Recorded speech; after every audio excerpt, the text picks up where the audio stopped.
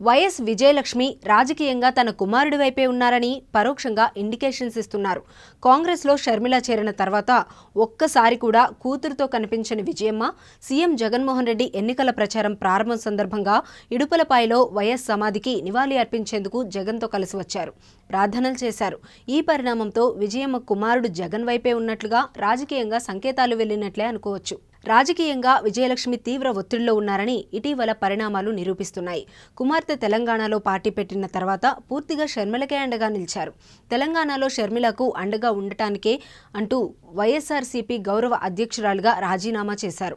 తెలంగాణకు వెళ్లారు. అక్కడ షర్మిల చేసిన పోరాటాల్లో తాను కూడా పాల్గొన్నారు. షర్మిలను అరెస్ట్ చేసినప్పుడు పోలీసులపై తీవ్ర విమర్శలు చేశారు. గతంలో వైఎస్ఆర్సీపీ గౌరవ అధ్యక్షురాలి పదవికి రాజీనామా చేసినప్పుడు కుమారుడు ఏపీలో, కుమార్తె తెలంగాణలో రాజకీయాలు చేస్తారని ఇది దైవ సంకల్పం అన్నారు. అయితే షర్మిల తన రాజకీయ పయనాన్ని అనూహ్యంగా మార్చుకున్నారు.